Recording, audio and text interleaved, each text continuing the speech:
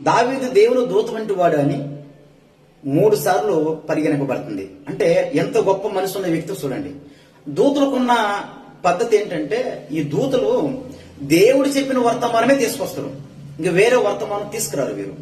అలాగనే దావీదు కానీ తన మనసులో ఉందో చేయడు, దేవుని ఉద్దేశం ఏముందో చేస్తారు. అందుకని దావీదు దేవుని యొక్క హృదయానుసారుడు.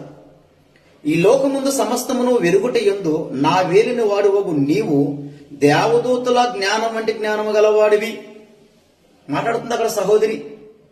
మరి మీలో ఎంతమంది దూతలుగా ఉన్నారు? నమ్మకమైన వర్తమానం చేసే దూతలుగా ఉన్నారా? ఆలోచించండి. మోసం చేసే వాళ్ళతో, అన్యాయం అక్రమం చేసే వాళ్ళతో మాట్లాడుతూ వాళ్ళ దగ్గర వర్తమానం వినాలనుకుంటున్నారా? నష్టపోతారు. జాగ్రత్త సుమా. నిజాయితీగా బ్రతకండి, దేవుని దూతల్లాగా బ్రతకండి, దేవుడిచ్చిన మాటే పలకండి. మీరు మీ కుటుంబం దీవించబడి గాక. ఆమేన్. 2 సమూయేలు 14 అధ్యాయం 20 కూడా చదవండి, మీకు అర్థమవుతుంది.